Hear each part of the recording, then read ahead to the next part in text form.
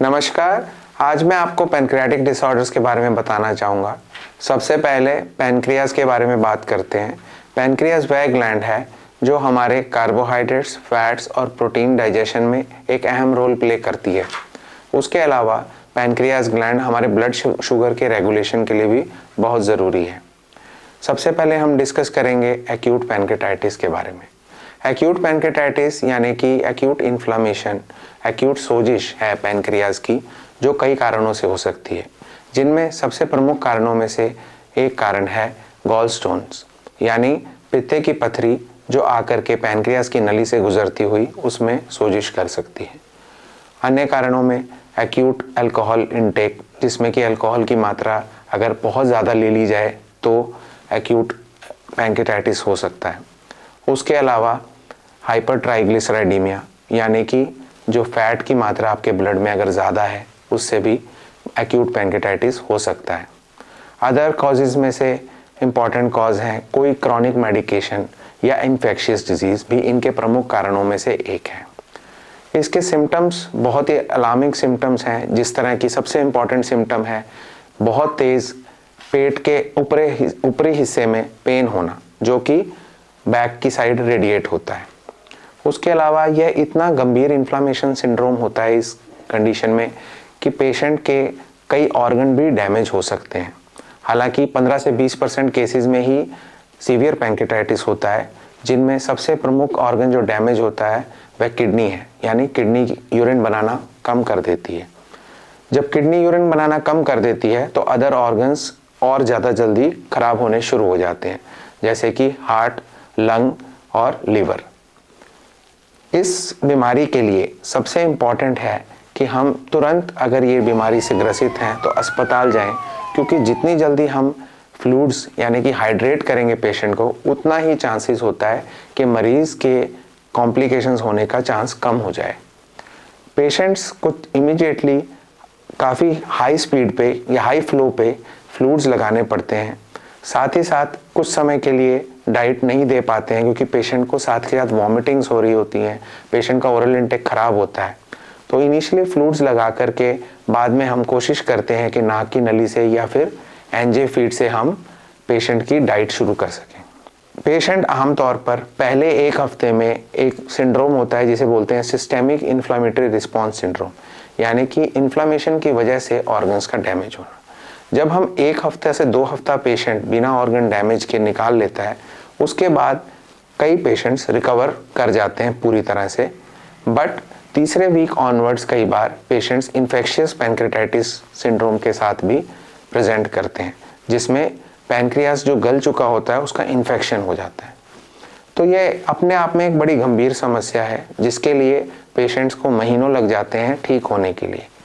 तो जब पेशेंट हमारे पास प्रेजेंट करते हैं तो हमें सबसे पहले उनका एक्यूट स्टेज को ट्रीट करना होता है, उसके बाद क्रॉनिक स्टेज को ट्रीट करने के लिए यानी कि 3 वीक्स के बाद जो फेज आती है उसको ट्रीट करना बहुत ज़रूरी होता है। कई बार पेशेंट्स प्रेजेंट करते हैं इन्फेक्शन के साथ में, तो उन केसेस में हमें रेडियोलॉजिकली नली डालनी पड़ती है। साथ साथ कई बार हमें मेडिकल गैस्ट्रो की हेल्प से एंडोस्कोपिक रूट से उस इन्फेक्शन को कंट्रोल करना पड़ता है। तीसरा जो सबसे इम्पॉर्टेंट, कई बार जब इन दोनों सिचुएशंस में हम इन्फेक्शंस को ना कंट्रोल कर पाएँ तो हमें नेक्रोसेक्टमी यानी सर्जिकल नेक्रोसेक्टमी भी करनी पड़ती। तो उसके बाद हम आज डिस्कस करेंगे सेकंड जो है क्रॉनिक पैनक्रियाटाइटिस। जैसा कि नाम से ही है कि क्रॉनिक पैनक्रियाटाइटिस का मतलब है over a period of time patient के पैनक्रियाज का खराब हो जाना, यानी कि यह एक क्रॉनिक इन्फ्लामेशन, क्रॉनिक सोजिश है जिसके कारण पैनक्रियाज अपने फंक्शन नहीं कर पाता है। इसके सिम्टम में भी एब्डोमिनल पेन है जो कि लॉन्ग स्टैंडिंग होता है। साथ ही साथ पेशेंट को मैल एब्जॉर्प्शन यानी कि पाचन शक्ति ना हो पाना, डाइजेस्ट ना कर पाना, फैटी स्टूल्स और फाउल स्मेलिंग स्टूल्स होना, और साथ ही साथ पेशेंट्स को लेटर ऑन स्टेज में डायबिटीज़ भी हो सकती है। क्रॉनिक पैनक्रियाटाइटिस के पेशेंट में जिस चीज़ का ध्यान रखना है वह यह है कि उसके कारणों को हमें समझना होगा कि हमें ये ना होने दें। इसके सबसे प्रमुख कारण में से एक कारण है अल्कोहल इंटेक।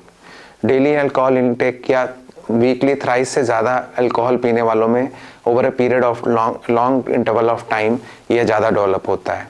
दूसरा कारणों में से है कि रिकरेंट एक्यूट पैंक्रेटाइटिस होना, यानी कि बार बार एक्यूट पैंक्रेटाइटिस होना। तीसरा है पेशेंट का हाइपर ट्राइग्लिसराइडीमिया या फिर फैमिलियल कॉज जैसे कि जेनेटिक कॉज जिसे बोलते हैं हेरिडिटरी पैंक्रेटाइटिस होना। इन पेशेंट्स में दोनों तरह के सिम्टम्स पाए जाते हैं। इनिशियली डाइजेशन डिसऑर्डर, बाद में डायबिटीज़ डेवलप हो जाती है। जो डाइजेशन डिसऑर्डर है उसमें पेशेंट का वेट लॉस होना शुरू हो जाता है। एक्यूट पेन बीच बीच में होता है जिसमें कि पेन बढ़ जाता है, पेशेंट खा नहीं पाता है और बाद में जाकर के पेशेंट का डाइजेशन बिल्कुल ख़राब हो जाता है, जिसकी वजह से मोशन एकदम फैटी और फाउल स्मेली हो जाते हैं और लेटर ऑन डायबिटीज़ भी डेवलप हो जाती है। तो इसको ट्रीट करना इतना आसान नहीं है, क्योंकि इन केसेस के अंदर आपको पैंक्रियाटिक इनसफिशिएंसी को भी ट्रीट करना होता है, एब्डोमिनल पेन को भी ट्रीट करना होता है और इसके प्रोग्रेशन को भी स्लो करने की कोशिश करनी होती है। सबसे पहले इन पेशेंट्स में आपको अल्कोहल इंटेक बिल्कुल ज़ीरो कर देना होता है। दूसरा जो सबसे इम्पॉर्टेंट है कि अगर पैंक्रियाटिक डक्ट ब्लॉक है, पैंक्रियाटिक डक्ट में लेटर ऑन स्टोन्स बन गए हैं, उस स्टोन्स को या तो एंडोस्कोपी द्वारा रिमूव किया जाए और एक बहुत अच्छा सर्जिकल प्रोसीजर है अगर उसको अर्ली कर दिया जाए, जिसे फ्रेज प्रोसीजर कहते हैं। तो ये देखा गया है कि ये इन्फ्लेमेटरी कंडीशन स्लोली प्रोग्रेस करती है। उसमें सारे स्टोन्स को रिमूव करके पैनक्रियाज का जो हेड पार्ट है उसको कोर कर दिया जाता है और उसके साथ आंत को जोड़ दिया जाता है, जिसे हेड कोरिंग प्लस पैनक्रियाटिकोजेजुनोस्टमी कहते हैं। इस पूरे प्रोसीजर का नाम है फ्रेज प्रोसीजर। तो फ्रेज प्रोसीजर के बाद में हमारा डाइजेशन और पेन तो सेटल हो जाता है, बट साथ ही साथ पैनक्रियाटिक एंजाइम्स लेने की बहुत ज़रूरत पड़ती है, जैसे कि क्रियॉन या पैनलाइपेज हमें उम्र भर लेना ही पड़ता है।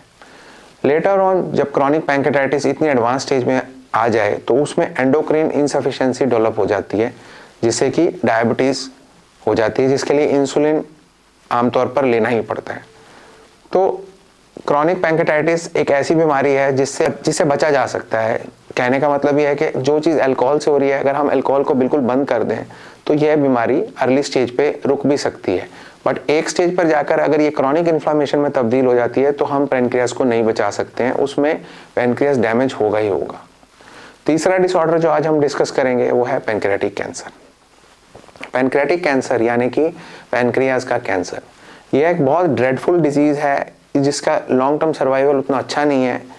कुछ चीज़ें हैं जो हमें अर्ली हिंट करती हैं कि पैनक्रियाज का कैंसर हो सकता है। उनमें सबसे इम्पॉर्टेंट है एब्डोमिनल पेन होना, जो कि बैक साइड में भी जा रहा है, साथ ही साथ भूख का कम लगना और जॉन्डिस।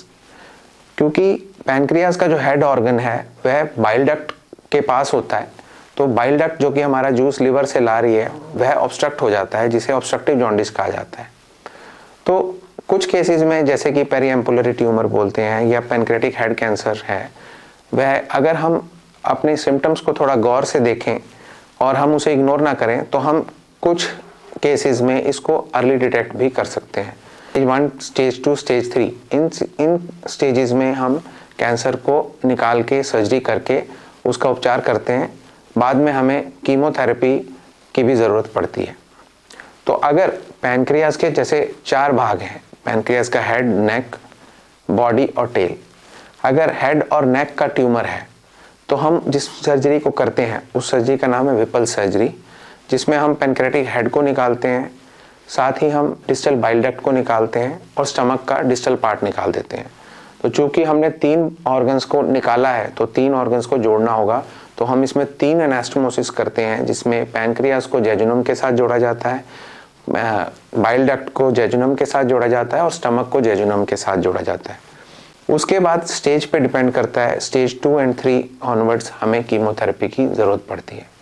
पर अचंभे की बात यह है कि डिटेक्ट करने और सर्जरी करने के बाद भी इन पेशेंट्स का सर्वाइवल आमतौर पे स्टेज 2 से स्टेज 3 का 5 साल का सर्वाइवल 15 से 20% ही हो पाता है। उसके अलावा पैनक्रियाटिक बॉडी और टेल के कैंसर्स थोड़े से लेट डिटेक्ट होते हैं। इनमें एब्डोमिनल पेन ही पाया जाता है और डिस्पेप्सिया यानी कि डाइजेशन ना हो पाना। तो इन केसेस में जॉन्डिस नहीं होता है, तो इस वजह से कई बार ये नोटिस नहीं होता है और पेशेंट इनको इग्नोर करता है। तो आमतौर पे बॉडी और टेल के ट्यूमर और बड़ी स्टेज में ही डिटेक्ट होते हैं। इसका ट्यूमर का इलाज है सर्जिकल, जिसमें हम डिस्टल पेनक्रेटेक्टमी करते हैं, यानी नेक से जो भी जो पेनक्रेटिक नेक के पिछले वाला भाग है उसको हम पूरा रिमूव करते हैं, साथ ही सारे लिम्फ नोड्स निकाले जाते हैं। तो आज हम आपको पेनक्रेटिक डिसऑर्डर्स के बारे में एक जस्ट आउटलाइन दिया था आपको आज के वीडियो में, ताकि आपको यह पता रहे कि पैनक्रियाज का फंक्शन क्या है और पैनक्रियाज की क्या क्या बीमारियां हैं जिसे हमें हमेशा ध्यान में रखना चाहिए। यह वह ऑर्गन है कि जिसके बिना आदमी सर्वाइव ही नहीं कर सकता।